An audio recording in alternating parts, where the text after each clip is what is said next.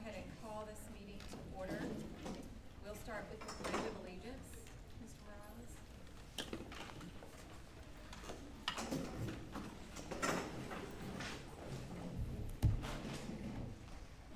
I pledge allegiance to the flag of the United States of America and to the republic for which it stands, one nation, under God, one with liberty and justice for all.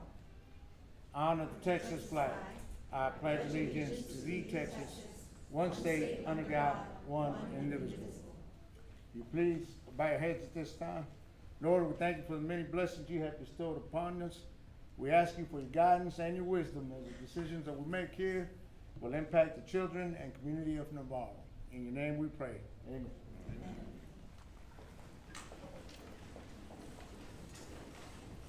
The announcement that this meeting has been duly called and that the notice of this meeting has been posted in accordance with the Texas Open Meetings Act, Section 551.043 of the Texas Government Code.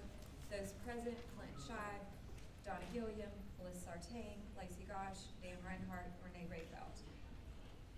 Moving on to recognitions. I'd like to invite the board members to go ahead and head up to the stage at this time.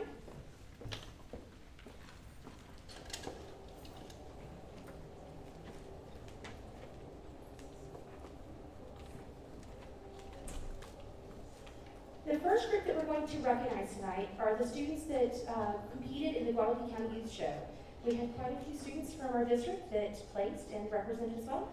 So tonight we're recognizing Grand Champion Goat, Shyla Purdom, Senior Goat Showmanship, Justine Covarius, Grand Champion Turkey, Carson Kaufman, Reserve Champion Turkey, Carson Kaufman. Third overall, Cambry Boater, Champion Dorper, Reese Kelm, Intermediate Lamb Showmanship, Peyton Cisak, Senior Lamb Showmanship, Avery Cisak. Reserve Champion Hampshire Pig, Hunter Rust. Reserve Champion British Heifer, Ryan Johnson. Division Champion Rabbits, Cheney Daly. Division Reserve Champion Rabbits, Rhett Stadler. Division Reserve Champion Rabbits, Lindley Strum. Champion Undiced Cake, Kaylee Kassar. Reserve Champion Bars, Copeland Katzer. For the photography show, we have the Division Champion Motion Action, Harley Bodie. Reserve Champion Motion, Marceline Kucher. And the Division Reserve Champion people was Presley Larson, and the Division Champion Shadows Silhouette was Kendallyn Pruitt. Please help me congratulate these students for the outstanding accomplishment at the Guadalupe County Youth Show.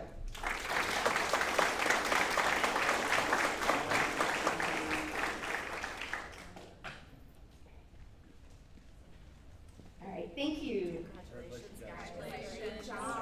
Next, we're going to recognize some of our Navarro Junior High band students. Please help me congratulate the following students for auditioning and earning a spot at the ATSSB Region 12 All-Region Band. For flute, we had Alyssa Salmon and Aubrey Gilson. For oboe, we had Katie Gosh.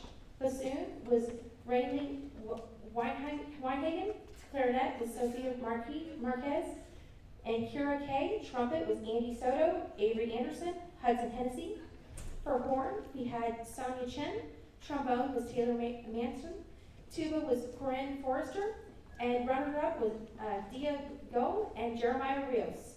Their hard work and dedication earned them both these well-deserved honors and an opportunity to perform at the All-Region Band Concert that was held on January 30th at Davenport High School. Let's give them a hand.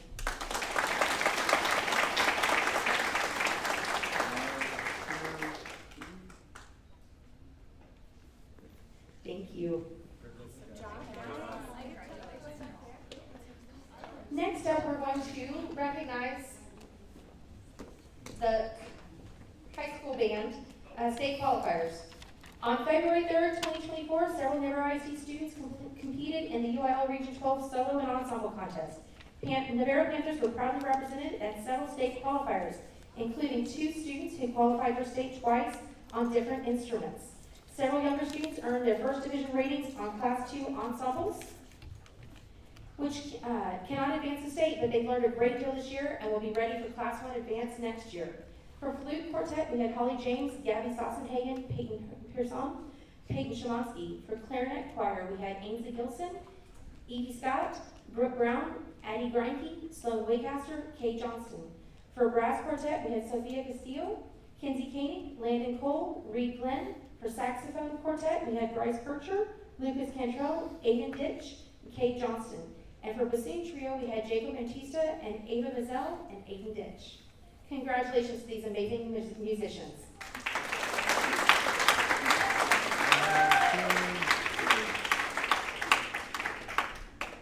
Thank you.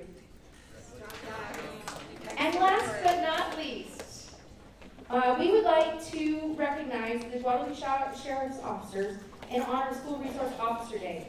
Ladies and gentlemen, esteemed members of the Navarro ISD community, we would like to bring up the backbone of our safety and security within our schools. It's with great pride that we recognize our Guadalupe County Sheriff's Officers who serve Navarro ISD. Their unwavering commitment to the well-being of our students and staff embodies the spirit and excellence that defines Navarro ISD. Please join me in expressing our deepest gratitude for the invaluable service and honor of School Resource Officer Day celebrated this month.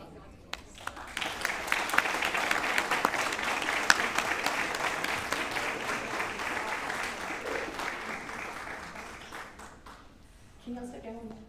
There we go. Y'all are taller than students. I'm okay, I'm fine. You're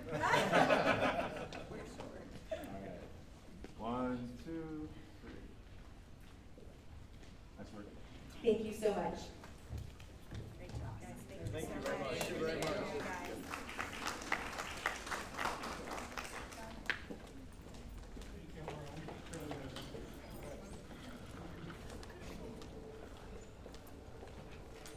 Okay, moving on to public participation. Okay. So then that will take us to the construction update.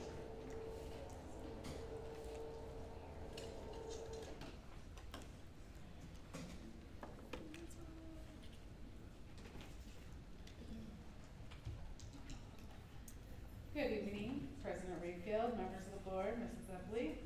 We have made great progress in getting samples in, submittals going, subcontracts issued.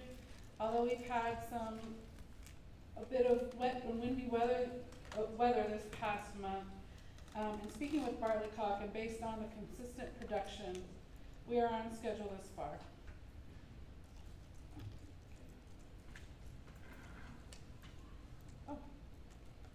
One more.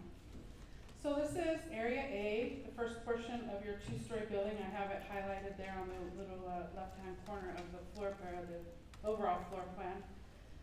This took place 2 weeks ago on February 14th. A week later, last week, we poured the second portion of that. And when I say we, I mean, you know, the construction folks. But I was out there at 3 a.m. when they were getting all set up and getting ready to go. So it went for a long day, but it's awesome to see the end product there making progress. And the goal in the construction process, I'm not sure if I've shared with you before, but because that's the two-story portion of our building, that will take the most work, right? Now we got steel to erect, everything else. So that was the priority.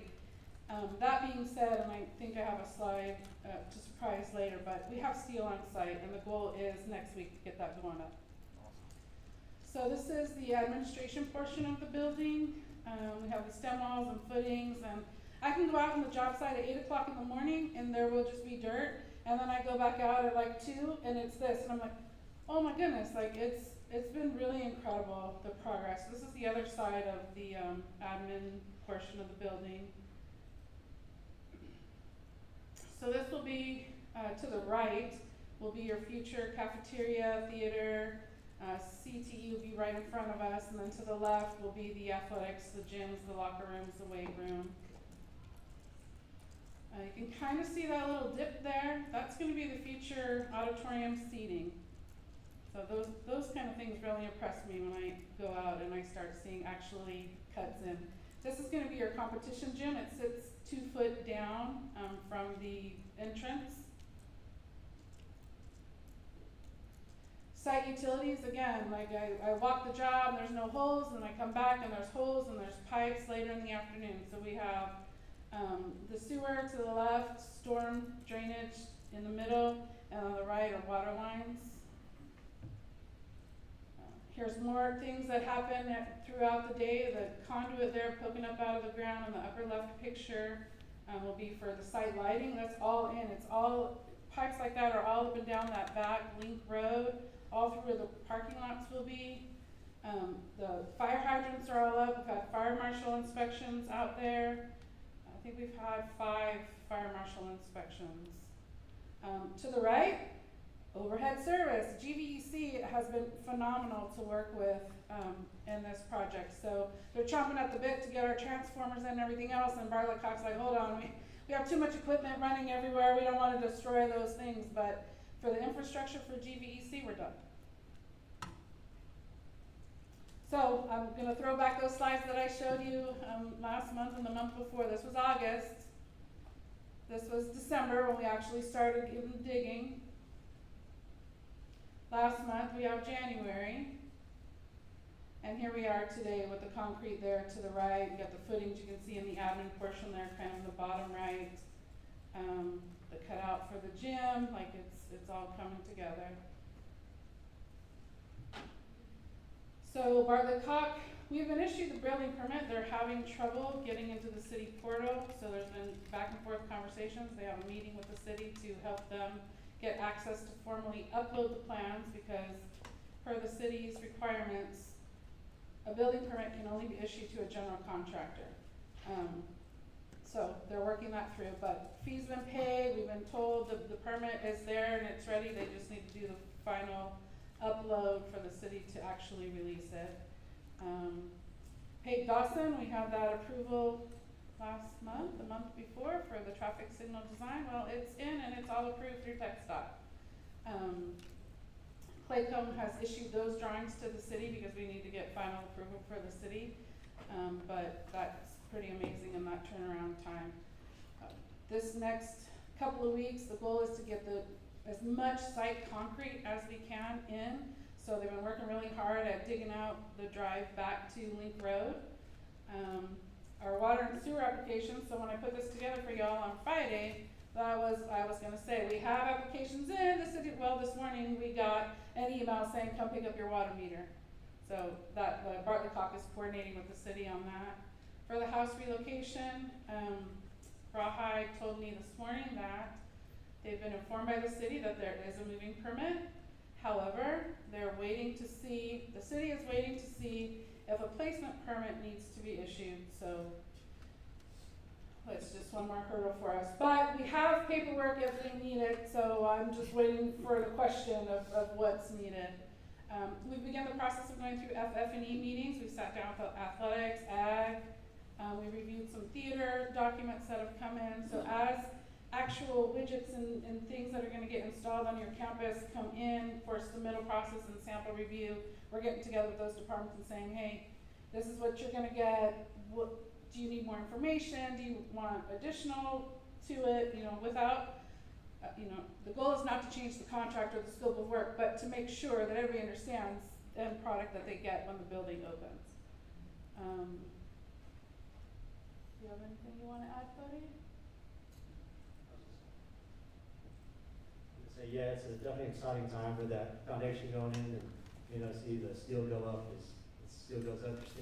You're able to see it from driving down the road at that point. So it's always an exciting time. And then, as Melissa said, the coordination process has been really great for us. The submittals, like she said, it's kind of like a last chance to get it right as far as the submittal process. So we've been doing our due diligence as far as reviewing those and getting those approved and make sure we're all on the same page for that. That's all I have. Do y'all have any questions? Any questions?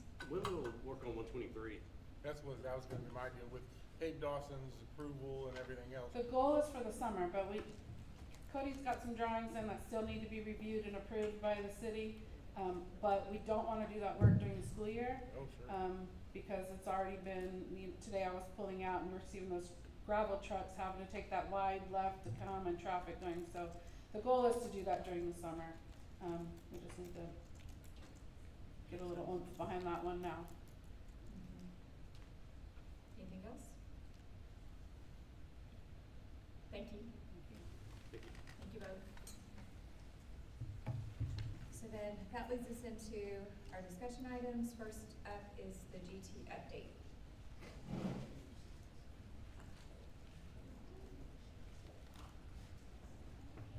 Hi, my name is Stephanie Adams, and I'm going to be going over the GT update. So right now we have one classroom, and it's held at the intermediate campus. However, I walk kindergarten, first grade, and second grade over for services. We have 210 kiddos district-wide. 95 students are being tested currently at the elementary, and 38 students at the intermediate. Sorry for that typo. Just like all of our population, GT has been steadily growing.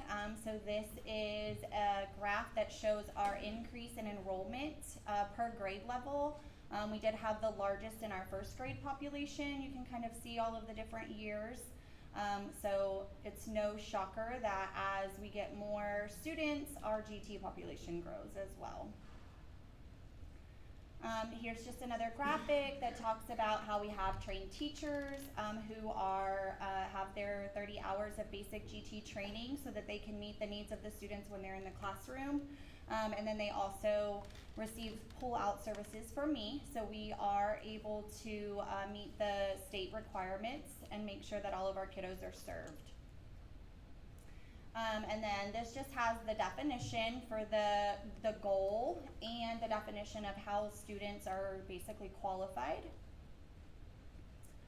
And then the services that we offer, kinder starts being screened and tested, and then they start receiving pull-out services in March. First through fifth grade are in groups with teachers who've already had their 30 hours of basic training or are currently working on it. Teachers also get 6 hours annually to update that so that they're continually learning new ways to improve their lessons for their GT students. And then 6th through 8th students are given opportunities to take advanced academic courses, and that is how we meet the needs of all of the students. And then of course our high school students have the same opportunities with AP classes and just having their academic needs met through that.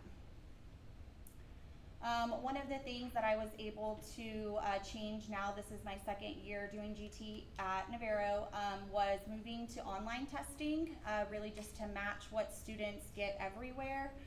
So we do a Nagalari general ability test, and then we use the test that the district uses, the NWEA MAP, also as one of our qualifiers, so that we're not over testing kiddos, but we can still see their data based on their cognitive abilities and their academic abilities. We do some inventories from teachers, parents, and then we're able to look at the leadership activities that the kiddos have. Our service model, we use a couple different things, of course, to meet the wide range of students that we serve, but we use the Texas Performance Standards Project. One of the things that we've recently added is a Breakout EDU, which is a digital escape room that the kiddos really enjoy, and it promotes that problem-solving thinking and just working together as well. And then Birdseed TV is also another GT guru that we subscribe to. That has not only training for myself, but for teachers, and then it also has extension activities for students. And then the curriculum and instruction that we use is really differentiated. Even though our students need to be served in GT, they're all served in the way that meets their needs, and everything we do is working towards them being lifelong learners. And like I said earlier, teachers have to be trained with their 30 hours of basic GT training. And so we work with Region 20 to provide those opportunities. And then in-house, we offer 1-hour sessions after school as well to help the teachers get their 6-hour updates yearly. Another thing that we really do with GT is try to make sure that we have a family community involvement. So This year I partnered or wrote a grant through NEF, and I was funded for a museum mania so that I could take each group or each campus to a different museum activity to broaden their outside real world experiences. So we've already been to the museum, we're going to the Thinkery in March, and then the Science Mill, the Johnson Science Mill, I'm taking 6th through 8th grade. We're hoping to make it to the McNay, and so we also work with the campuses to help the students have leadership opportunities, like at the fall festivals, the color run, the snowball, so the students really give back to their community. Another thing that I do is really help with the enrichment camps over the summer, and so that is a new thing that I'm taking on with helping encourage teachers to offer things for our students, because as our population grows, families also need opportunities for their students to stay active and enriched in the summer. So one of them that we have offered the past 2 summers is baking with books. And then I'm working currently with about 8 other teachers that are working on their items to submit for enrichment camps. And then here's just the purpose and goal behind GT. And then my contact information. So that is GT in a nutshell. Does anybody have any questions or comments? On your presentation, when it said that you're not currently able to meet with 6th through 8th grade students because of scheduling, where it says in the future, are you trying to get to that this academic year? Are you doing that next academic year?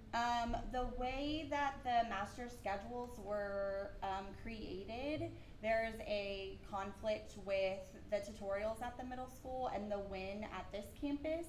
And because of the numbers, like in 5th grade, I have 26 students, and so it's really hard to see all of them at the same time. It's no longer a small group, it's no longer really manageable for the depth and complexity that we need. And so I wasn't able to get that for this school year. In the future, we definitely want to move towards that, but with the amount of growth and the master schedules, it was seemed impossible this year. So are those students in stacked honors classes, or are we furloughing them until those services can be provided? They're not furloughed. So district, we have teachers that are already trained with their 30 hours. So the students are getting a GT certified teacher, and they have the opportunity to take the AP or honors classes. They're just not receiving additional services from me right now. So they don't need to be They're furloughed. not getting the additional pullout that the younger grades are seeing, but they are getting their services through that certified teacher in the classroom. Mm-hmm. Yeah. Last year we were able to meet during tutorials once a week, and the year before that, I believe that's how the previous GT person also was able to do that, and more just of a social emotional check-in. How are your grades? Is there anything I can do to support you? And I wanted to continue that, but it wasn't able to happen this school year. I will say we are reviewing our master scheduling as we go into next year. I think we experimented this year with a couple of things that ended up working out in some areas, but also caused some barriers in others. And so I know Ms. McMullen has already started to meet with our principals about their master schedule and some of those barriers being removed. So we will definitely be looking at this to try to address how we can better serve as far as those particular pullouts. And that may not be with her alone. I think as we grow, it will be utilizing the staff who is trained for some targeted pullouts. Well, that was a good presentation, and I appreciate the transparency on that part too. Thank you. Any other questions? Thank you. Thank you. Okay, moving on to our Texas Academic Progress Report, public hearing, federal report cards, and mid-year progress update towards student outcome goals.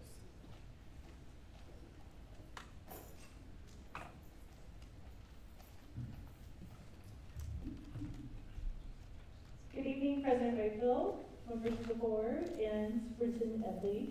I have the distinct privilege tonight to do our two reports. We have a taper report and a federal report card. So it's 2 in 1. In order to be efficient, I made a very nice binder, and I apologize for the size of the binder. The reports have to be widely distributed, so if you do not want your bookmark or your bookend, I would be glad to take it and put it in the offices at the campuses, because we do have to publish it widely for our parents to come in. So after you have a chance to look through it, feel free, not necessarily tonight, but in the future, to donate it back. I'll be glad to have that for our offices. But just want to walk you through what the book is and what is in your manual.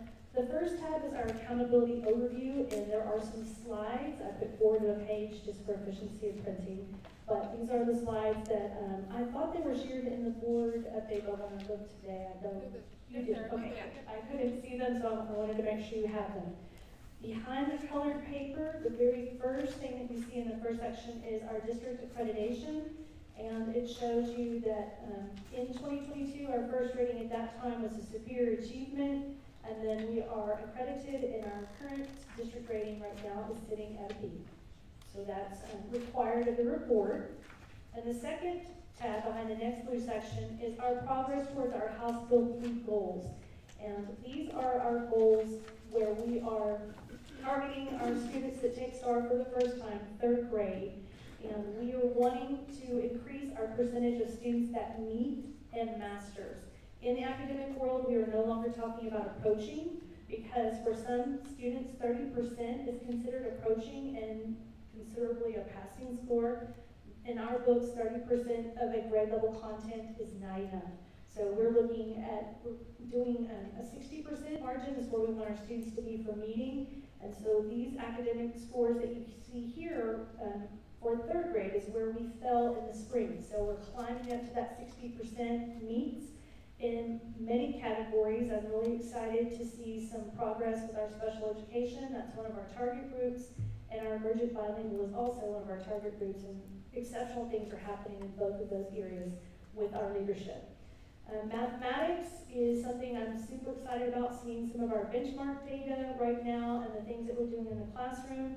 There are some gains, but one of our misconnected things right now is our middle school math and moving up into algebra. With the new House Bill rule that 40%, or not 40%, but students that score in the 40th percentile of STAR should be taking an advanced math class when they get into junior high, is where we're putting all of our efforts. So Lacey, to your point about students in middle school getting into advanced academics, yes, that's where our push is going to be. We've already compiled what the numbers were from the previous school year of those students that have hit that 40th percentile. Happy to report that's over 100 kids with 1 hour junior high grade level. So 100 students should be taking algebra in junior high in 8th grade. We don't have that currently. We have about maybe 2 sections of algebra in 8th grade, if that. So there's where our target is going to be, is accelerating the students, not just in mathematics, accelerating our students in science, looking at an honors class. We already offer honors English classes at the junior high, but we don't offer enough opportunities for our students. So that's where we're putting all of our focus right now, and trying to challenge our kiddos with the rigor at junior high, so that when they get into high school, our hope is that they'll take advanced track, not just in ELA, but in mathematics and in science and in social studies. So I would love for kids to graduate from high school with multiple dual credits behind their transcript or advanced placement, depending on what they want to do.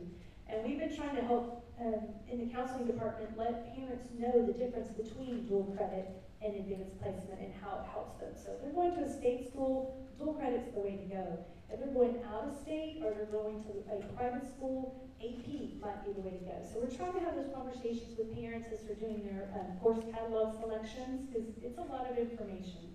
And our counselors that we have at the high school are really invested in meeting with parents and making sure that parents are informed of their decisions when it comes to their course projections. So we're really trying to do a better job of giving that information to our parents through our parent nights, and obviously through our academic accountability to express to parents why we were trying to develop a more rigorous program. So looking at the bottom of that page, we were also talking about college and career, military readiness.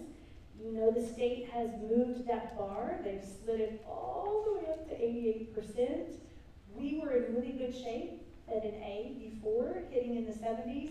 Now we've got some work ahead of us. So for our academic accountability, we have trackers that we're using to measure our points for our students to ensure that we can get to that 88th percentile. That's a big climb for next year. And Vanessa's here tonight, going to be talking about some CTE things, but she's definitely doing a good job with the data. So if I move to our next color tab, these are our students from the year 2022 and what colleges they went to. So we had 157 graduates, and part of our report is where are these graduates going? What schools are they going to, and are they completing? So we had Texas State University was our top, well, one of our top universities. We had 20 students that are currently attending Texas State University. Texas A&M University, popular school, especially with agri-science and those students that want to continue agricultural studies. There are 10 students that committed to A&M. From the neighbor college that I would expect to see a lot of students, TLU, we had 8 students at TLU. Texas Tech University had 7, and then other public universities that are categorized as a four-year school, we had 20 students at those, and then for our 2-year institutions, we had 15. There were 6 students that weren't trackable for their school. They may have started and then stopped, and then there were 71 students that their academic record for secondary or for higher ed was not found. So that to me, our number was low compared to our surrounding districts. 71 seems high to me, but that number was low. When I looked at Seguin ISD, when I looked at New Braunfels ISD, when I looked at Canal ISD, comparably our percentage was a lot lower. But what it says to me, we have 157 graduates and only half of those are getting into college. What do we need to do if only half of them are being tracked to college? What do we need to do to be better stewards of getting kids to college? Now, I know not all kiddos want to go to college. They tell us all the time they have career plans, and that's great, especially those in the welding program. They can come out of high school and walk right into a great career. But for those students that don't really know, that are on the fence, we are trying to offer opportunities in high school for them to gain their associate's degree and also to get scholarships to help pay for college. I think a lot of times students don't look at college as an opportunity because they hear it's so expensive. And it is very expensive, but there are a lot of opportunities. So this is an area, when I look at our taper report and our federal accountability report, that I'm really focusing on. What are our high school seniors choosing to do? Where are they choosing to go? Are they looking at state schools or looking at out-of-state schools? What's their number one career option choice? We do talk to the students about that when we're making their graduation plans with them. So at the bottom of that page is their GPA, those students that we tracked, how they did. I'm excited that 15 of them are at 3.5 or higher. That's pretty exciting. I mean, for your first year in college, that's quite a feat. But where I want to find out more information is how come that number is so low? Again, we're looking at not many students that are being tracked from Navarro ISD at higher ed. So, any questions about that information so far? How many did we graduate last year? Or in 2022? In 2022, well, it was 157 for 2022. Total graduates. Total graduates, yes. And these numbers compared to prior years, is it similar or did it drop quite a bit? It's gone up, It's gone up, yes. okay. It's increasing.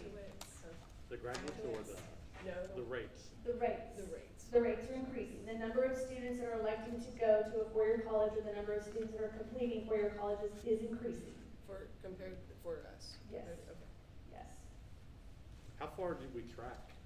How long can you track these? You know what? There is longitudinal data 6, 7, 8 years before.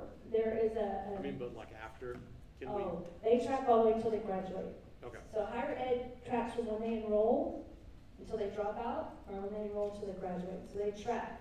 This last class, the class of 2022 will be tracked every year until they graduate. They do these longitudinal studies to see how many of them actually graduated with a college degree. So that is interesting information. When you start diving into it and looking at it, the trajectory, one of the things that's at my heart for academic services is college is hard. They take that college algebra class, that first year, some of them have to take calculus. You know, these kids that want to go into engineering, one of the very first math classes they have to negotiate in college is calculus. And if they haven't taken a pre-calculus or a calculus class in high school, they're already starting behind. So that's why we're trying to push kids to take algebra in 8th grade, take geometry as a freshman, take algebra 2 as a sophomore, take pre-calculus as a junior, and calc as a senior, especially if you're going to go to Texas A&M or to UT or to Texas Tech, because you're going to encounter those higher level math classes. So tracking our students as far as we can is something that we want to do. We want to look at how did our class of graduates last year do? That data isn't out yet. They're still gathering all that data from this fall. It hasn't been published yet, but we will see that. And I'll continue to update you on that information. I can also put it in my Friday memo as we're getting that information, because I think it's important for us to know. So good questions. The next part is our campus improvement plans, performance objectives. Every campus does an annual needs assessment, and they look at their performance goals, and they look at their performance targets, if you will. And so I put for you just each of the campuses, where they are as far as progress toward those goals. So if a goal was met at 100%, it's going to show green circles all the way across for the rest of the year. But if a goal is in progress, it's going to show you what percent of that progress is being made right now towards that goal. So when you start thinking about how do we do our needs assessments for our campuses, you're talking about stakeholder meetings. This is where parents come in, this is where community members come in, they look at the campuses. Maybe some of you have served on those committees in the past or currently, but you're sitting down with the campus leadership team and you're talking about what are the targets of the campus for academics, what are the targets for the campus for connecting with the community, building culture. Lots of things go into our campus improvement plans. So I have each of the campus's improvement plans with their progress towards the goal in that first section. And then of course my slides are in the first section. That's the last thing you'll see that we're going to talk about, and I will try to fly through those.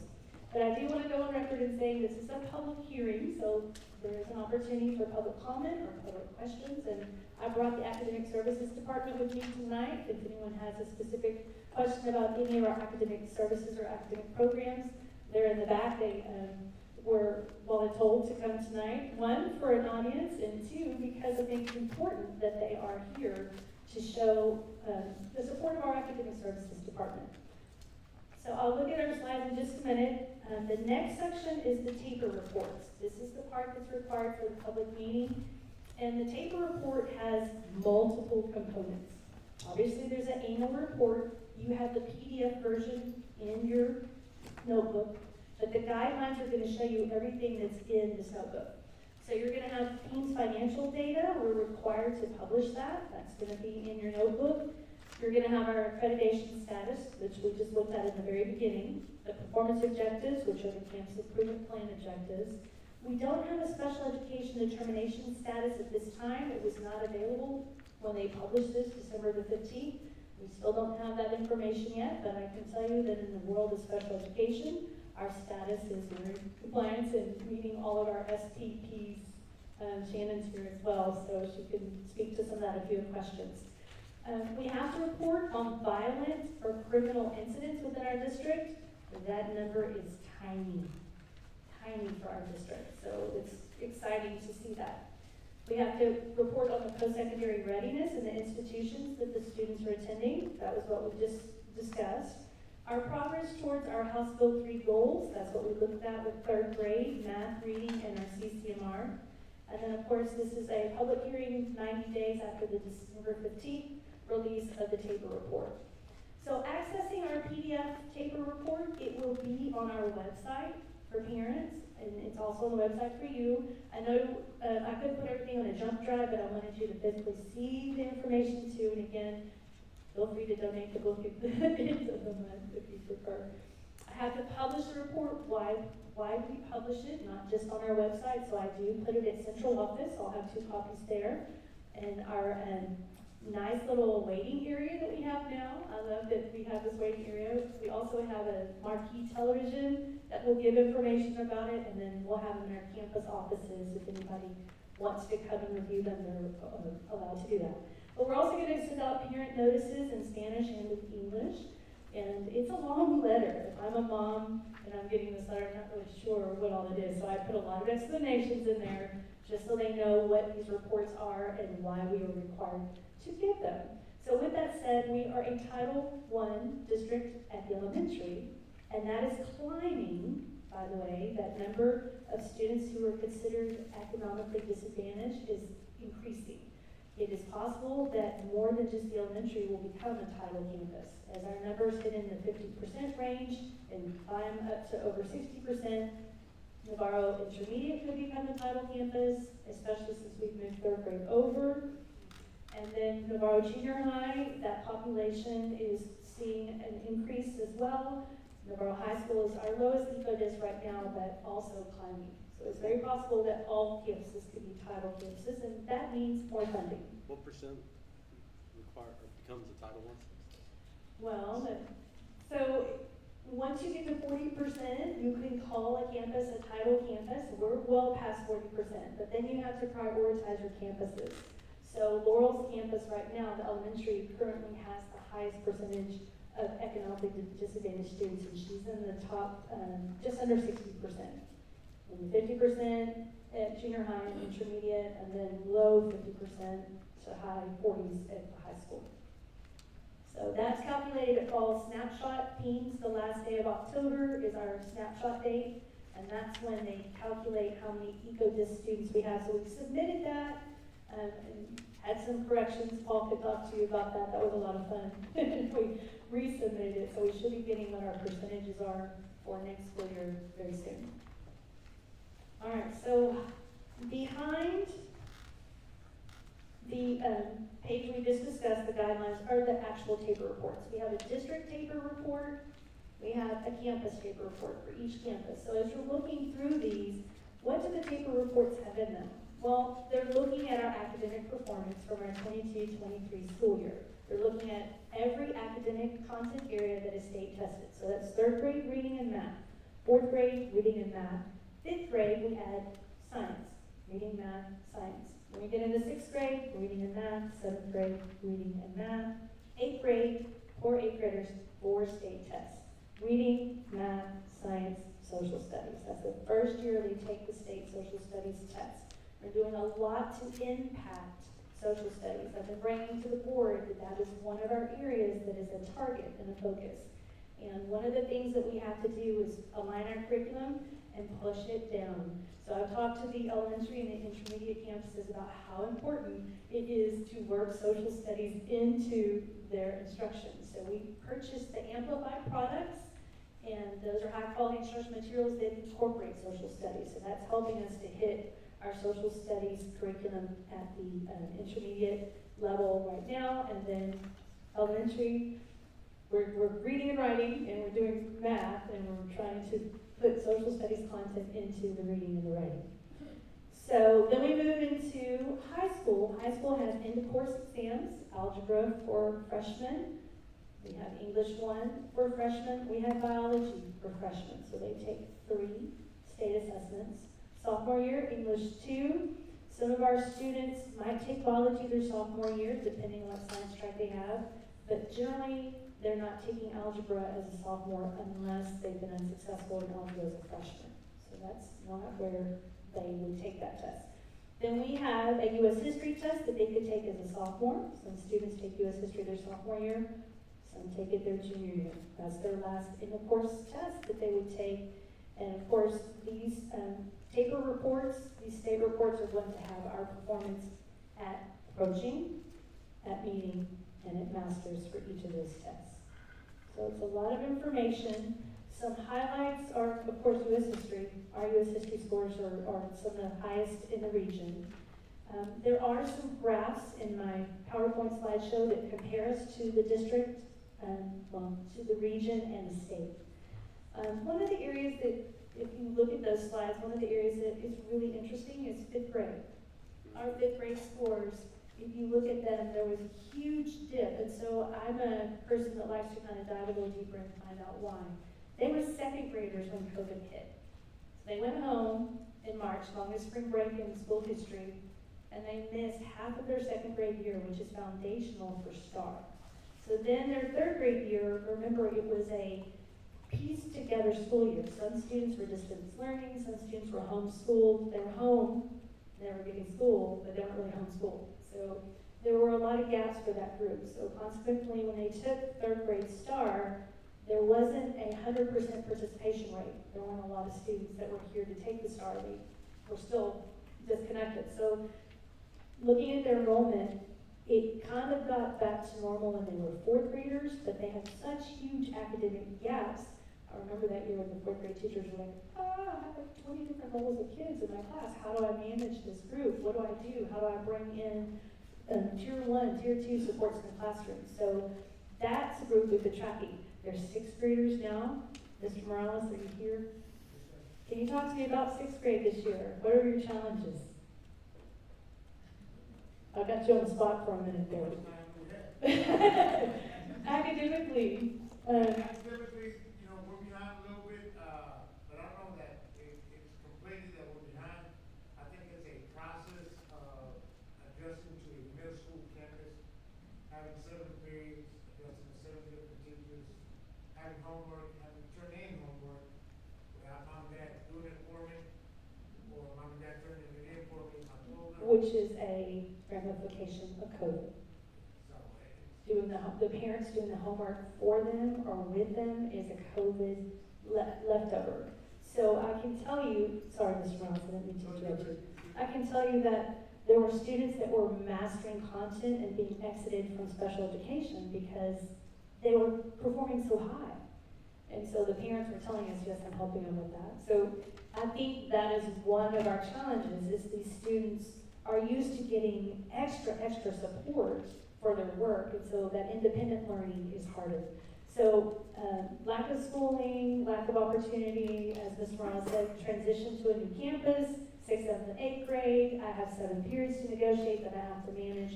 We're doing a lot with study skills, trying to step up our study skills at the junior high level.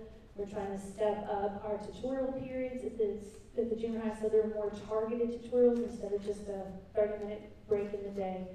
But special programming, we need help. And Lacey mentioned gifted and talented, but we also need help with dyslexia at junior high. We also need help with intervention or RTI time at junior high. We have it on the campus, we just don't yet have the staff to jump in and to wrap around to make those interventions smaller. So just some of the things we're working on with that group. I'll let you know that we're tracking them, and if you look at the historical information with that class, they're the ones that have had the least educational opportunity as a result of some of the COVID things that we've experienced. So taper reports are going to dial down to our percentages again for each of the state assessments. Are there any specific questions that stick out from the results or the data? So when you talk about stepping up for that group because of the gaps that you see there, you're doing that now, or that's something that you're planning to do? Because I know I have 2 of those 6th graders. Yes, you do. And I don't see a whole lot of homework coming home or any Yes. of that. And so what are those things, like, you know, I know you said that we're stepping up these things. Is that future, or is that now, or what practices have changed based on that? So that's now. That's now. A lot of data review. I found that there are smatterings of data. Data is all over the place. There's not alignment in what we're doing in the classroom. We have a lot of new staff at the junior high, and there's not a lot of alignment, and they're not all using the recommended curriculum. So I'm a teacher that is given the text resource, I have my scope and sequence, I know what common assessment I'm supposed to use, I know what I'm supposed to teach for my performance assessment, but I like TPT because they've got all these neat little nifty things. Or I like maneuvering in the middle math because it's already got everything put together. So where we have started is first we had to do an inventory of our resources. What are they using in the classroom? And that's taken walkthroughs, conversations, and data checks. So a lot of data checks, a lot of checking in. These Tuesday tours that Mandy has implemented for us have been super helpful because we're getting feedback from the teachers. I did an instructional materials inventory with them. What do you have? If you walked into your classroom today, what do you have to teach your position? One of the things that we've added to the table is GPS math, which is the STAR type questions that they use as a supplement. That was a starting point to align. So all 6th, 7th, and 8th grade teachers in math are using the GPS. The second thing that we've done is we've written the LASSO grant that we were just awarded. We're going to Carnegie for math. We're going to have 6th, 7th, and 8th grade Carnegie math because currently we don't really have math. We've had a math curriculum, but if I walk into the book room, there are a lot of things that sit in the book room. So Carnegie's going to come in and do training for the teachers starting in April, in May, in June, July, and then when we roll out at the beginning of next year in August, we have an aligned curriculum 6th through 8th grade up to algebra. It's also, we're going to pull those algebra teachers in because Carnegie goes through algebra. We're doing common assessments. The other thing that we're doing, we just applied for the TTAP, for the Texas through assessment.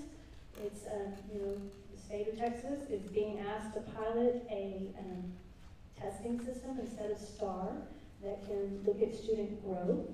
And that is what we are going to participate in. And 3rd, 4th, 5th, 6th, 7th, 8th grade mathematics are going to take TTAP. And it's 3 times a year, but they take it to get a benchmark of where the kids are at the beginning of the year, where are they in November, and where are they going to be in February and March before we go into STAR. So that's another thing that we're doing right now, work that we're doing right now. It's a lot of work to sit down and figure out where we're not quite on track, but that's why the academic services team is here. We meet every other week, we talk about data, we talk about progress, we look at common assessments, we go to PLC meetings. Right now we're focusing on the high school, and I'm pointing here because Clay is usually here. We're pointing on the high school because ultimately our PLC work should be, the fruits of our labor should be also visible in the secondary classes, in the secondary schools. Right now, elementary and intermediate have wonderful PLCs, they're meeting, we're looking at data, but where we're missing our opportunities with junior high school.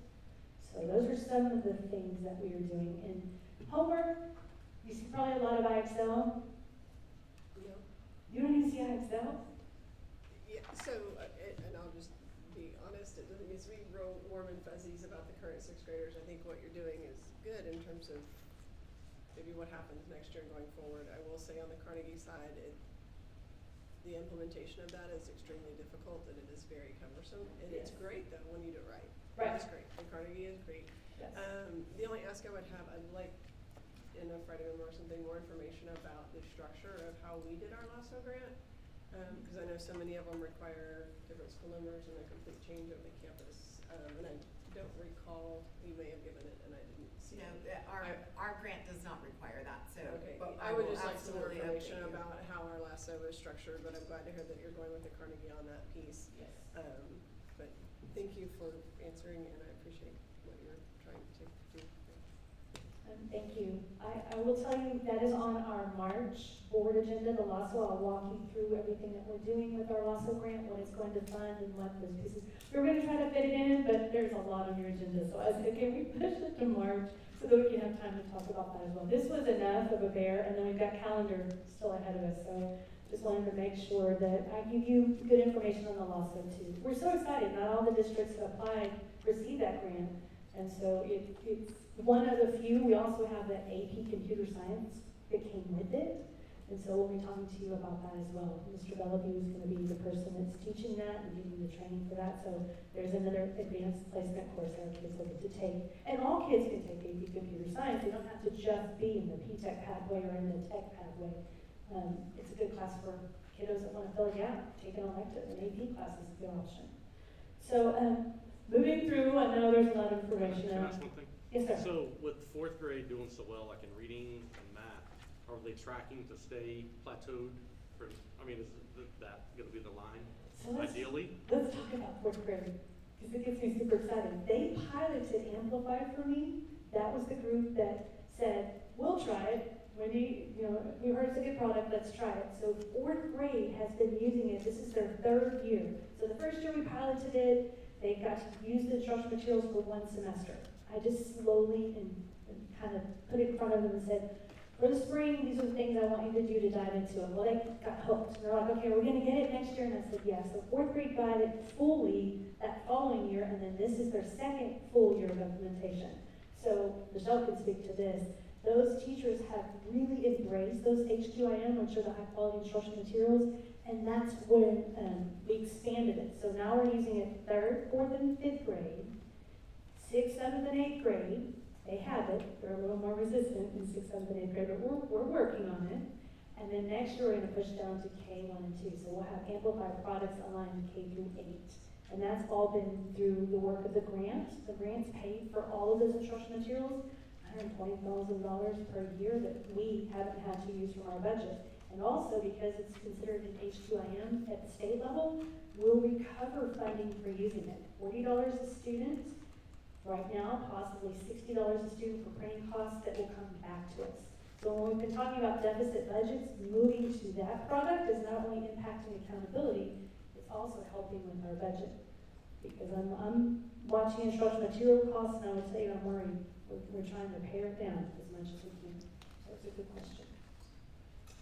All right, the federal report cards, the only difference is the federal system is also an accountability system that we have to use, but there is a descriptor page at the front of that section that talks about what specifically the federal report card pulls for us. There's a lot of overlapping between the taper, the state report card, and the federal. There's a lot of overlapping. One of the things that they're going to all look at is academic growth, graduation rate, and our proficiency levels for our student achievement. So as you look at these will also be published on our accountability page on the district website. It will also be published on the campuses. It's going to be redundant information. The only difference is the federal system puts percentage targets for us to meet in incremental years. So if you look at one of the reports, they have baseline rates, and then they have it through 26, 27. Then you're looking at 2031, 2032. And then you're looking for 2036, 37. So they're looking at long-range academic goals for us. And obviously those increase by year. So that's really the only difference you're going to see. There's a glossary at the back of your manual that's going to give you all of those fun education acronym terms. We're throwing around a lot of different things. Foundational school program, you'll see FSP throughout these reports, the foundational school program. You'll also see CCMR, of course we know that's our college for military readiness, but as you're going through this report, if you see any of the headers that you don't recognize, the glossary will tell you what those headers mean. Emergent bilingual is sometimes EL, English learner. Texas changed it to EB, so EBs, EL, ELL, those all mean the same to us in education jargon. But ESSA goals are our federal goals that we have to comply with, and that's the Every Student Succeeds Act. And we've had lots of presidents that have no child left behind, and then it's Every Student Succeeds. We know we have work to do. As educators, it's not easy. And kudos to our teachers. I want you to know, Navarro has some of the best teachers. We have people that come, I tell them, you got out of bed today and you came to your classroom, there's a step in the right direction. So it's hard being a teacher in the classroom and having so many responsibilities on your head, but I really do feel like our teachers have done a great job. And then our last tabs, the financial data is what I referenced earlier. There's where we're spending our money in our general fund. We really do track that. In the world of instructional materials, I told each campus at our February PD how much they spent on instructional materials last year, dialed down to the penny. So they could see how much it's costing us. Obviously, our high schools are highest spender because they have the biggest population of students. Good programs. But intermediate is second, and elementary third, junior high is in last place. They're spending because of the size and proportion of the campus. And then the last thing in your book is your glossary of terms that we discussed. And so I'm going to quickly move back to the slides. I just want to walk you through that first part. I'm not going to go slide by slide, obviously, we don't have time. Maybe I know we have many things to cover tonight. But in those slides, I tried to highlight our accountability as far as where we are compared to our region, which is Region 20, and where we are in comparison to the state. Some high spots for us are, of course, like I said, our U.S. history, but English. English 1 is making some huge gains, and I do want you to have a chance to review that EOC data for English. A lot of constructive writing, which is helping in that endeavor, but also those teachers are very in line. We've got some strong English teachers. I know at the beginning of the year we had some mishaps with losing some of our English teachers at the high school, but the ones that we've pulled in now, it seems everybody's on board and we've got a good focus. So they spent their PD day in February reviewing and scoring constructive responses, which I think helps you be a better writing teacher when you're actually doing that together. So I'm pretty excited about that. Our low spots, algebra.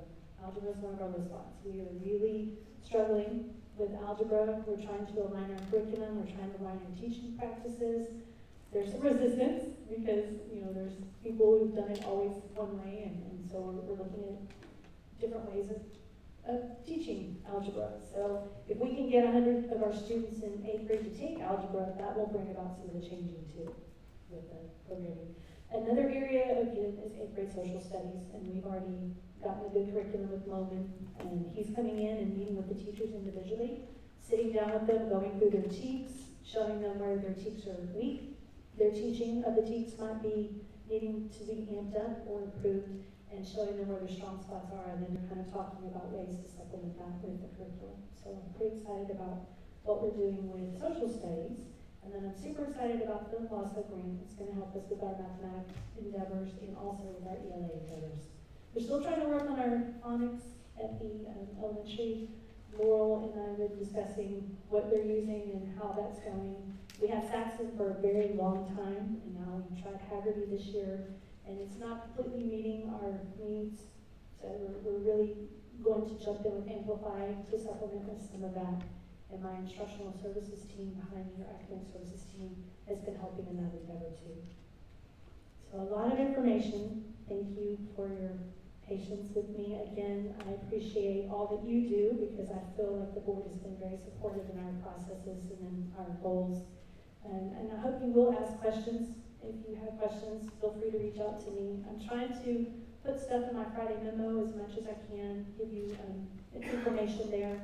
But if you ever have a question about one of these reports, or if you have a parent that's asking about academic pathways or opportunities for courses, do encourage them to reach out to us. At this point, does anyone from the public have a comment or a question, since it is officially a public hearing? You guys are so studious. No? Academic services, anybody to add? No, you're off the quiet. Thank you, Mrs. Epley. Thank you, Mr. Rayfield, and board members. I appreciate it. All right, any other questions, comments? Not, we're gonna move on to our report section. With the campus reports, any questions, comments on the campus reports? Not, we're gonna move on to the superintendent's report, starting with enrollment. Good evening, board members. I will be updating you on our enrollment. Since receiving your board packet, I do like to give you an up-to-date report. So as of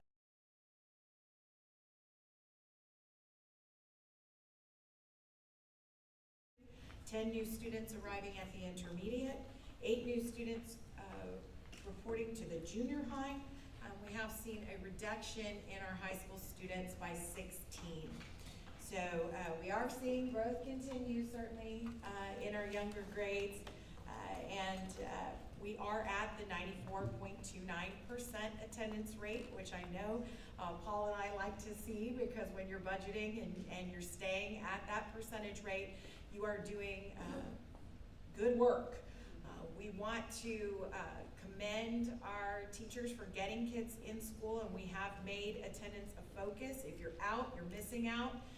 And for us, from a budgetary standpoint, it is critical that our kids are here. We are hearing about deficit budgets across the state.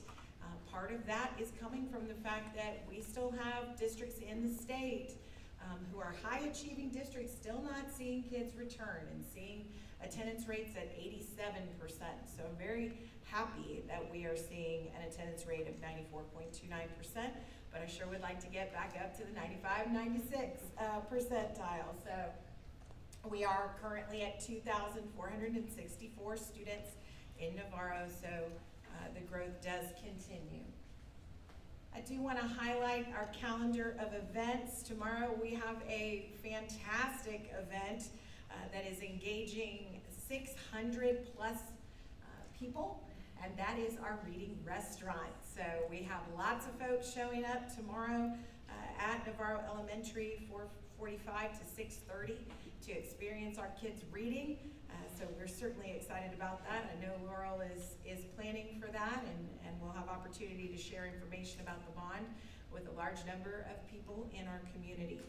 February 29th, we will also see Navarro Junior High inducting students into the National Junior Honor Society. And March 1st, we have 2 presentations here, and we were asked not to mess with their set.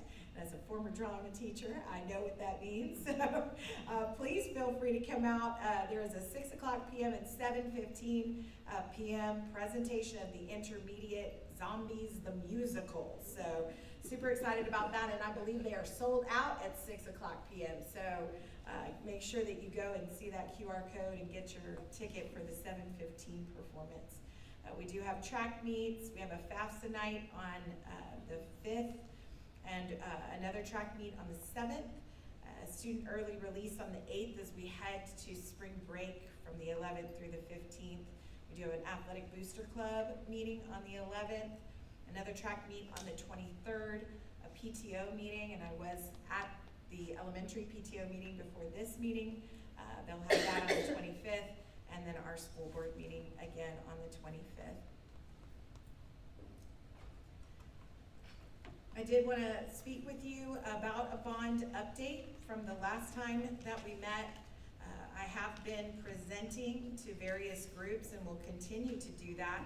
It's critical that as a district we are presenting the facts to taxpayers, and that is our goal. So I wanted to share with you the presentation that I give for facts, but also share with you, as you see, our first handout that we have been distributing, which on one side gives bond facts and gives a timeline on the other side, as well as update you on what we learned today in regards to the election. So you'll see here in the first slide that I do go through our current facilities. Many of these will look familiar to you, board, because this was part of our facilities long-range planning. And I have shared this presentation with that committee as well. You'll see that we have 654 students currently enrolled in our career and technology education, 681 in our athletic programs, and 643 in fine arts. Again, highlighting the current enrollment based on January's number, and then the historic growth that this district has seen. We also have been talking about the projected enrollment that shows us at 6,049 students in 2033-34, and our home ranking report, which shows that there are 1,500 vacant developed lots ready for homes right now, and future lots at 4161.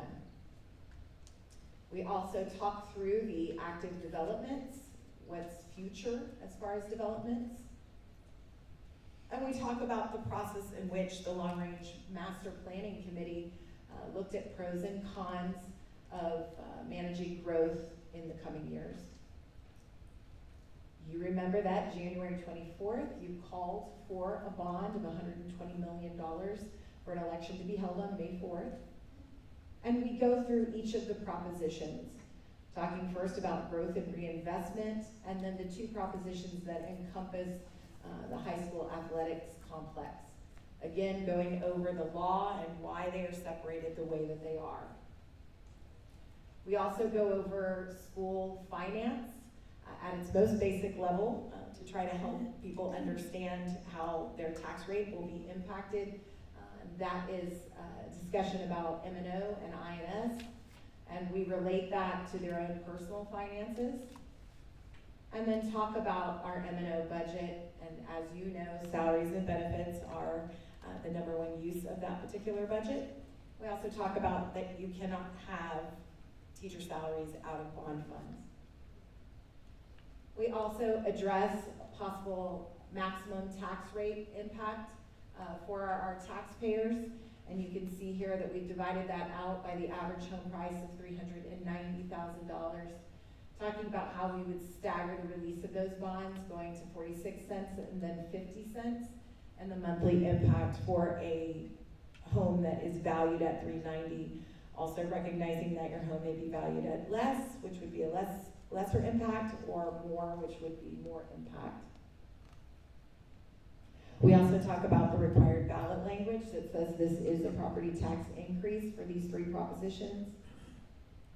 And that the voting information is early voting April 22nd through the 30th and May 4th as the election day.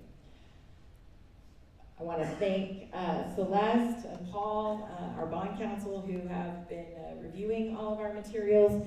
If you go to our website where we do direct folks through the QR code, you will see not only our long-range master planning committee information, you'll also see the handout information, this particular PowerPoint, and you'll see a series of frequently asked questions.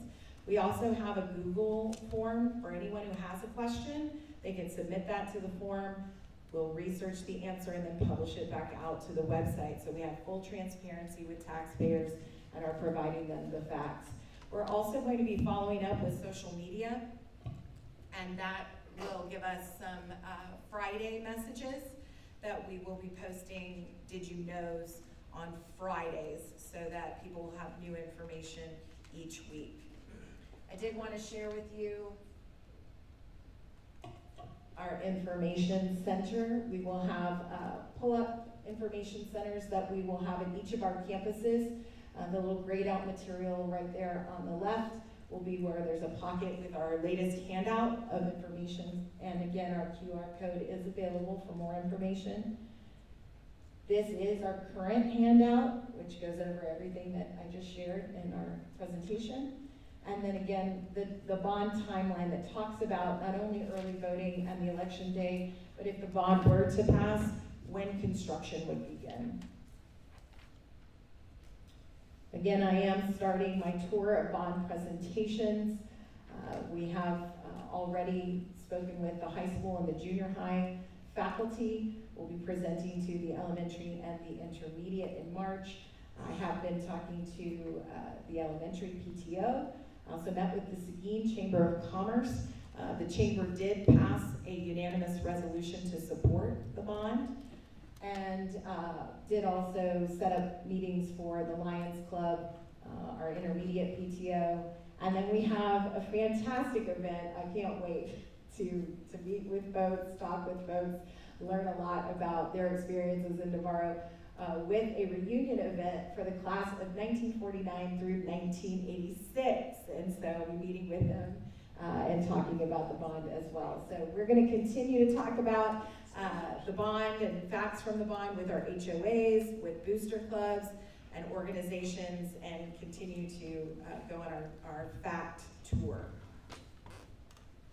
I did want to share with you the information related to the cost estimate of the election. So you can see here that we have a little over $13,000 in costs. As Paul shared with me earlier today, that is usually a high estimate, and so we anticipate it will not cost as much as this for the election, but we did want to be transparent about their estimate. You can also see here the percentage and the way that they break out the cost based on who is going to bond in May. So you can see here that we have New Braunfels ISD, who's also called to bond for May. Again, you have City of Selma, you have Springs Hill, so various folks who have called for a bond or a piece of election to be on May 4th. And then you can see our voting sites. So you have the General Elections Office in Seguin for early voting, and you also have 5 voting sites: the Central Texas Technology Center, Redemptive Grace Ministries, Schertz Community Center, Selma City Hall, and New Berlin City Hall. This is in early voting. And then these are the sites that you'll see on May 4th. They did ask us if we wanted a site in Geronimo, and we said yes. So you can see there that they have added the Geronimo Community Center for that May 4th election as a site. So we'll be publishing those sites out on our website and on our handouts going forward so people know where the election sites are. And that concludes my presentation. Thank you. Any questions? I just have a quick question back on enrollment. Our budget is based off of 94%? Yes. Okay. I was thinking that was the case, but I just want to confirm that. Moving on to consent agenda. Any questions regarding any of the items on consent? If not, do I hear a motion? I move that we approve the consent agenda as presented. Second. Motion was made by Lacey, second by Donna. Any further discussion? All those in favor? Motion passes 6-0. Moving on to our action items. The first item is academic calendar approval for the next 2 years.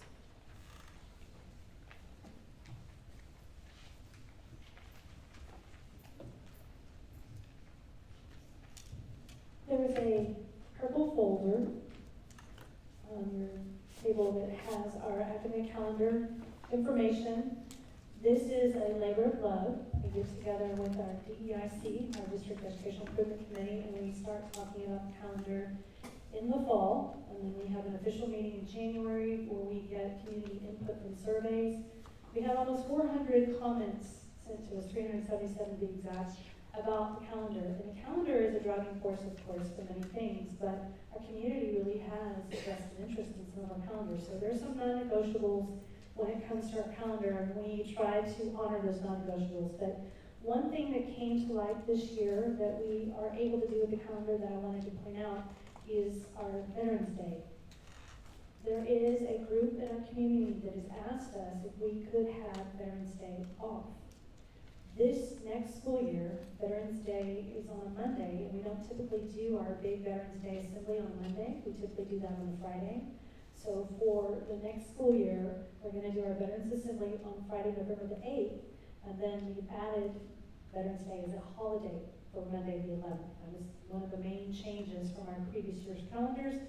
Other than that, the calendar looks very, very similar. One of the things that is creeping up on us is our August start date. There's a lot of questions about why we start so early in August. And if you look at when we have Memorial Day, our last day of school next year is the 22nd with students and the 23rd with staff, with Memorial Day being the 26th. So it's pushing the calendar the other direction. But one of the things I shared with the community and with the staff is that if we push back to after a Labor Day start, we would be pushing into June.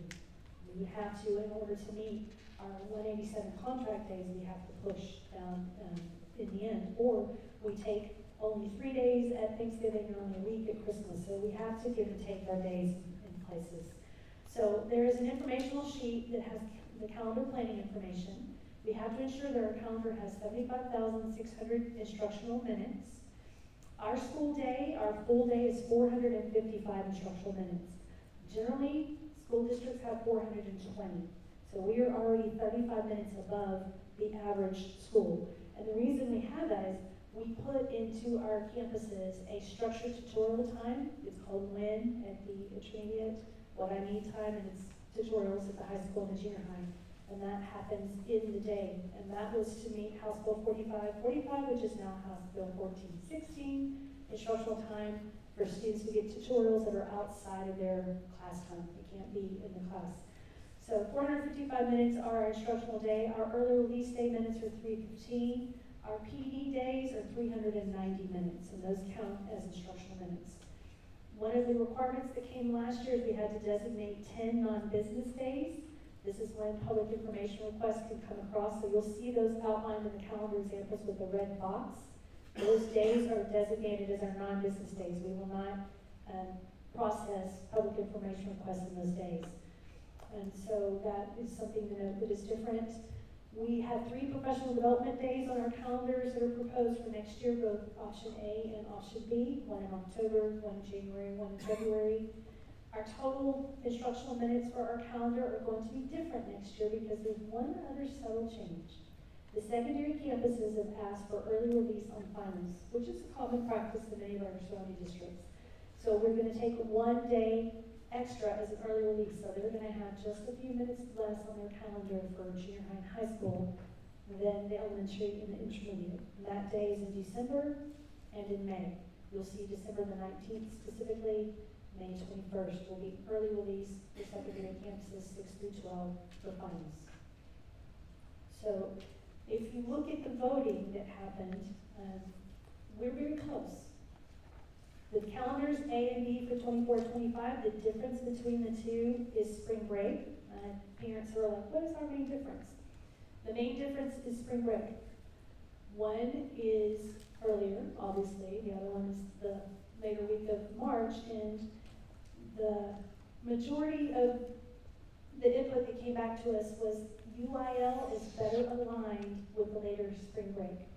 So all of our students that are competing in UIL activities, both academic and also athletic, the later spring break was more viable for the students and the staff. So a lot of the parents didn't care either way. You know, some parents wanted to align with Seguin ISD, some parents wanted to align with Carmel ISD, some parents wanted to align with Schertz below. It just kind of depends on where they work, and you know, I know that's a difficulty. But if you look at option A and option B for 24-25, A is at 49.2%, and B is option is 50.8%. So that is our breakdown. So option B is the recommended calendar that we are hoping to adopt this evening.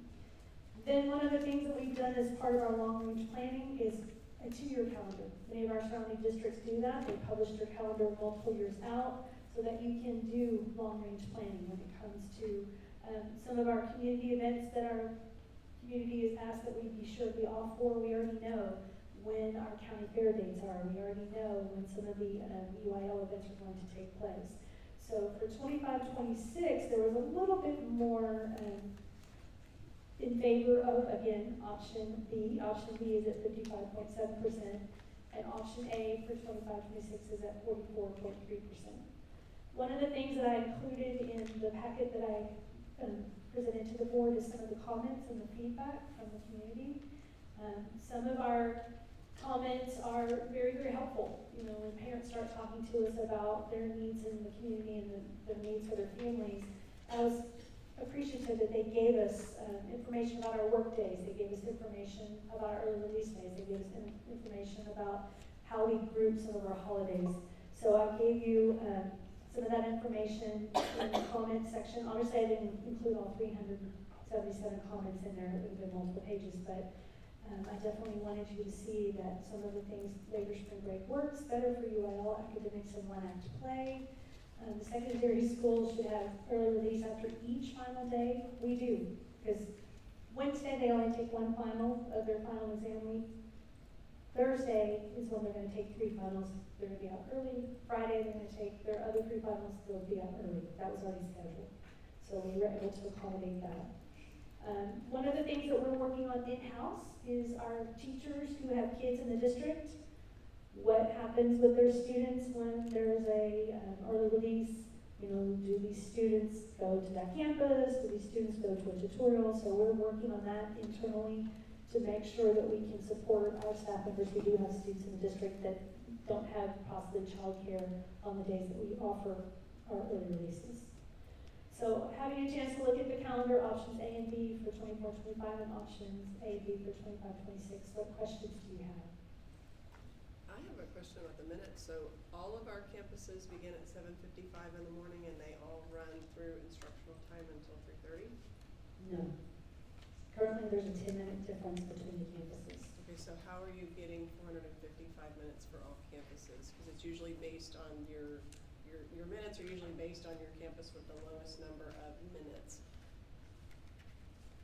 So campuses, when we figure out the instructional minutes, that would be the high school and the junior high. that would have the lowest minutes, and so we add the professional development minutes. Intermediate and elementary are not gonna have those minutes, so when we do our calendars, we're actually gonna be reporting 2 minutes. We're reporting a secondary track, and we're gonna be reporting an elementary intermediate track. Correct. So when we build them, we're gonna build them, they're gonna have, it's similar in other districts too. Elementary campuses that don't have early release for conferences or things like that are going to have extra minutes. So they are going to, on those early release days are 315 minutes. Elementary and intermediate are gonna be 455 on those early release days. They're not gonna be 315. So that's where the difference is going to be on those 2 days. Okay. Okay? It's a little misleading because it does say on the sheets here that a full day for the district is 455 minutes And it is 455 minutes for every campus. for every campus. 455 minutes from start to finish, bell to bell. It is for every campus except for when there's an early release. So those 2 days, that one in December and the one in May, will be the only differences. They'll be, secondary campuses will be 315 that day. They'll be 455 that day. So they'll have more instructional minutes accumulated at the elementary and intermediate than the junior high and the high school because we're adding those early release for finals. So we're still above our 75,600. We have enough, we had 3 snow days, we have enough to cash in our minutes for 3 days. And we still have 2 bad weather days on calendar. So.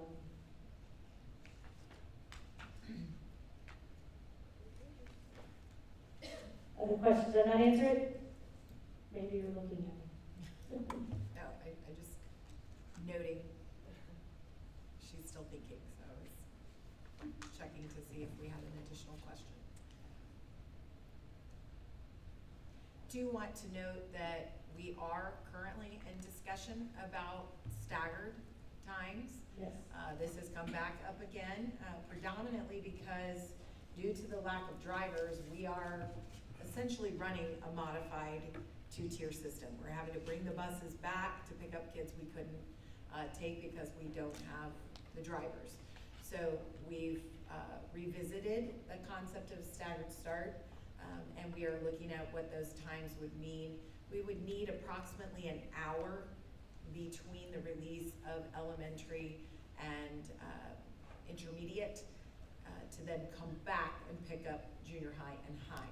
So from the standpoint of the actual minutes per day, that is still something that can be adjusted in this calendar. We haven't published the actual, start and end time. So that's something we would certainly be bringing back to the board to share that, hey, this is the way we think we need to go. If we go that route, we're looking at being able to consolidate 3 routes, which is extremely helpful at this particular time when finding drivers has been a challenge.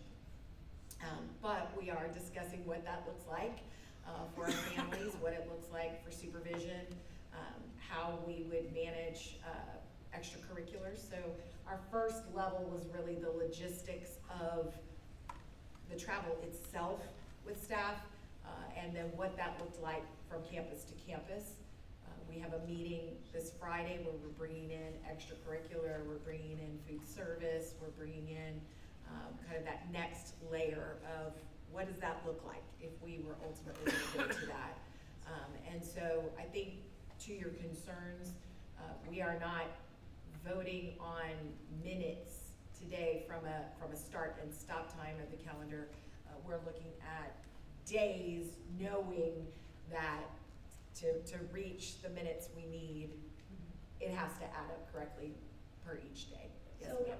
that was what I was thinking is when you do the different tracks, it is based on bell to bell for that component. And I understand about the waiver days because those are days students aren't here. Right. So those minutes are added because students aren't here. But if you're calculating the number of days on 455 for all of them, and your actual minutes from bell to bell for elementary is 440, that can change those. I just wanted to make sure there was enough allowance in there that you actually hit that 75.6, because it's not actually 455 minutes that we're teaching every day bell to bell, and I wouldn't want the community to think that we are teaching our children that many minutes every single day, because we're not. Because that's not where their classroom minutes are. And that was my only concern about the way that that was written, but. So an instructional day is 7 hours and 35 minutes. That's what we have is, for every campus, it's 7 hours and 35 minutes.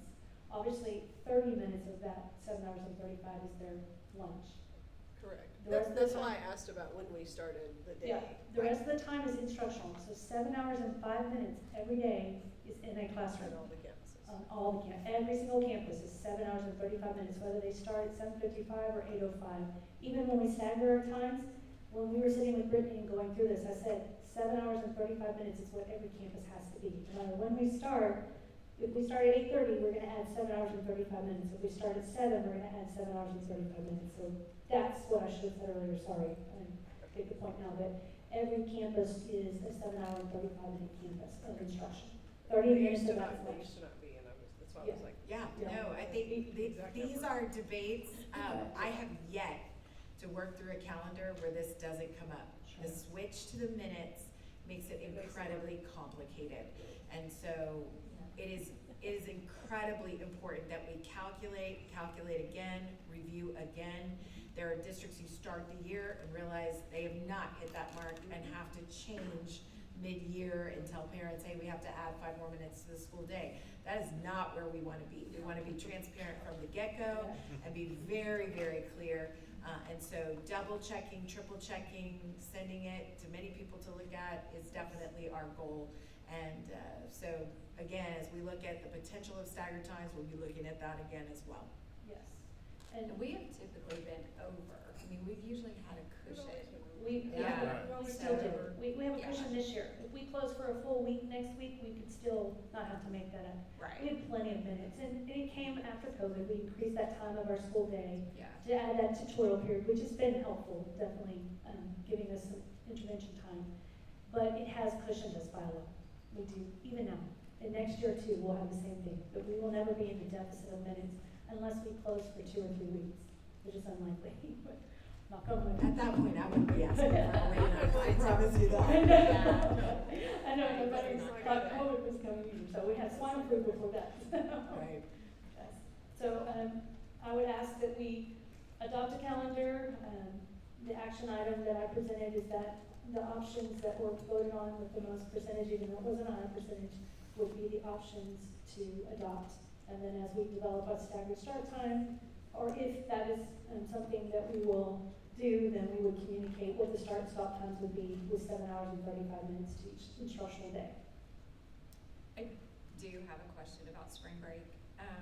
We've done the spring break later and got a lot of community pushback. I do understand that our demographics have probably changed since we used to do a later start. But one of the things that we've typically looked at, so I would just like to know if we've looked at this, is do we know when Seguin's spring break is? Do we know when Marion's spring break is? Do we know when Comal or New Braunfels, their spring breaks, and how do we align with So- those districts? Seguin ISD is taking the earlier week. They're taking the week of March the 10th. Okay, So we don't align with them. But the surrounding districts, Marion is the later one, New Braunfels is the later one, Comal. I think Judson too is the later week. So many districts in the surrounding area, with the exception of Seguin, chose for that March 17th week. And again, I think they looked at the UIL calendar and Well, and I know, like, our colleges and yes. they're all that week as well. That was one of the things that we did hours for, because we have a lot of dual credit, and we have a campus on one of the Nelson campuses. So well, TOU's is the earlier week, and so the more that we participate with them, I'm just curious, like, how that might be impacted. I think that's the reason why we've typically done what Seguin's done, because we're really more that, part of that community, in the past versus, like I said, you know, we may have more demographics that align with Comal or New Braunfels now. To me, it was just such an even split. It is. Typically, we've had a little bit more this way, one way or another. It was Any hard other- to, like I said, it's a margin, and I held it open late so I could get those last minute ones, and the option B had a lot more in the beginning, but then when we sent out another resurgence of please get in and vote, then it leveled it out. So literally, it's 2 votes different. For us as staff, whether it's that week of March the 10th or the week of March 17th, I don't think that we have too much concern other than the UIL component. That's where our UL teachers resoundingly said, one have play, which is a big opportunity for our students, and then UIL competition. We have a lot of students who have been very successful with UIL. That's grown immensely. It didn't used to be as large as it is, and I think it's, we've got some sponsors in there that are really pushing involvement in that. So that was one of the resounding voices from the staff. Community, multiple things, again, we tried to look at Seguin ISDs, we did try to look at the surrounding areas, like you said, CLU, we did look at Marion, we did look at, just this area where some of our staff come from. We even have Kyle area where some of our staff come from. So, and districts are split. We could go either way. So the only one we're not aligned with right now is, with the later is Seguin? Correct. And San Marcos. Oh, San Marcos is the other one. But that's fine, I like to be by myself. I don't mind it either. I'm grown now, but it was kind of nice having to myself. I appreciate the honesty. Don't tell my wife. I hope so. It's not on record, we didn't record that. Any other questions? If not, do I hear a motion? I move that the Board of Trustees approves and officially adopts the option B academic school calendar for the 2024-2025 school year as presented, and the option B academic school calendar for the 2025-2026 school year as presented. I'll second it. Motion made by Clint, or Melissa, second by Clint. Hank's not even here. Hank's not. What's up with that? Any other discussion? If not, all those in favor? Motion passes 6-0. Thank you. Absolutely, thank y'all for all your work. And then moving on to our next action item is innovative CTE courses.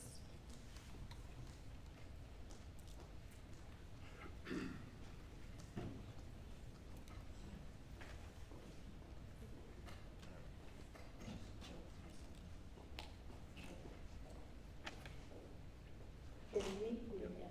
Good evening. Thank you, President Rayfeld, Board, Superintendent Epley. We are going to give a debrief of the innovative courses that are on the agenda for tonight for approval.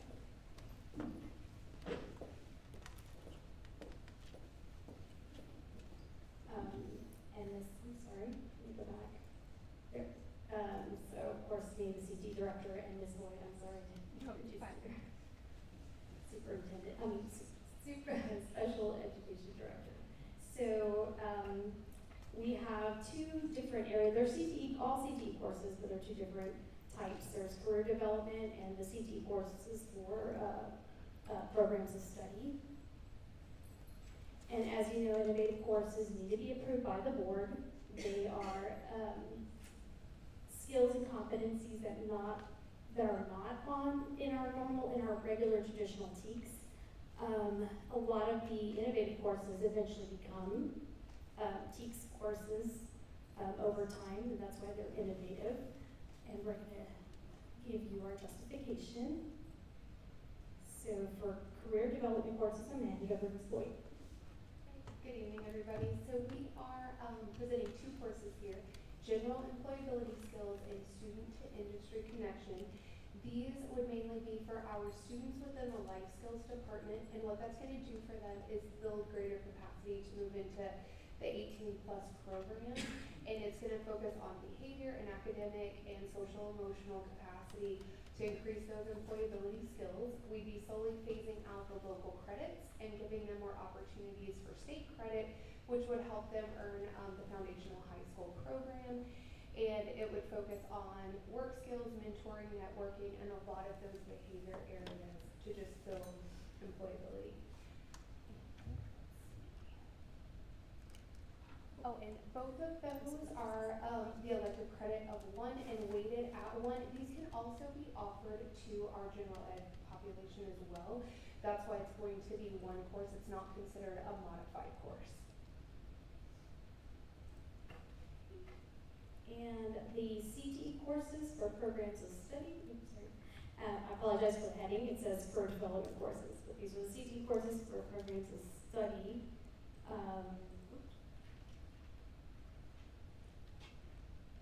Here we go, sorry. The purpose is mainly for the next level course in the TEA's programs of study pathway. These were presented, they're either from a new program of study that we presented last year, or, and I'll go over it a little bit, because of our P-Tech Academy. It was a course that was aligned to St. Philip's College. Those are the three courses: Advanced Video Game Programming, which is one of the new Arts AV programs of study; Robotics, which is part of our advanced manufacturing programs of study; and Internet Networking Technologies 1, which is one of the courses that's aligned to our P-Tech dual credit program.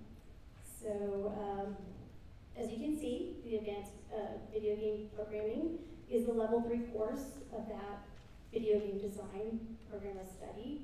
It's 1 credit, and it's weighted at 1.1 for the class of 2025 and 1.05 for the class of 2026 and beyond. The Engineering Robotic, or the Robotics 2 course, also a level 3 course. It's a it's a 1 credit course, and same thing with the weights. And the P-Tech program to study, as you can see, this will be offers a dual credit course. As part of the P-Tech, we have 3 pathways where we have the courses already for our regular cybersecurity pathway. The Internet Networking Technologies is the course that is crosswalk with the St. Philip's course. Next year, we'll be requesting the Internet Networking Technologies 2. So it's 1 credit, and those are the courses it's aligned to at St. Philip's College. And they're, it depends on whether the teacher of record, which our instructor is working right now in training to get credentialed to be the instructor, the in-person instructor.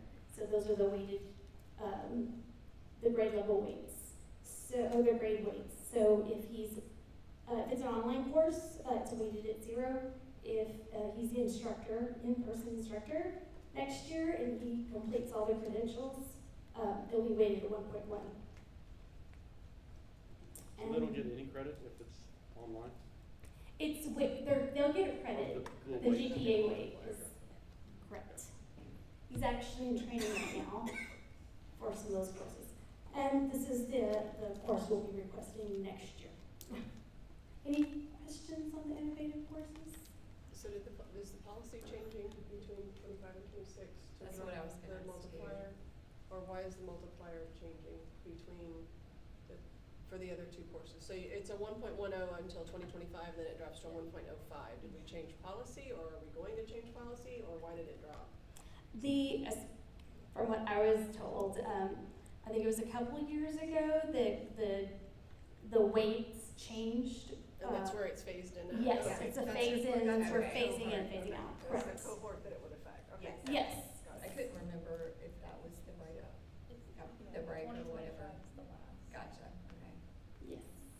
And they changed it. That EOC policy is constantly changing, but Yeah. yes, that's your That's why I said it change. probably changed and somewhere along the way. Yeah. Right. Yeah, and it only affects for CTE, the courses where students will have an opportunity to get an industry certification. And I believe that one's the Security Plus. So, Good question. any other questions? Right. Thank you so much. Thank you. Okay, any other questions, comments? If not, do I hear a motion? I move to approve the following innovative CTE courses of general employability skills for life skills students, student to industry connections for life skills students, Advanced Video Programming, Internet Working Technologies 1, dual credit for P-TECH, and Robotics 2. Second. Okay, motion made by Lacy, second by Dan. Any other discussion? If not, all those in favor?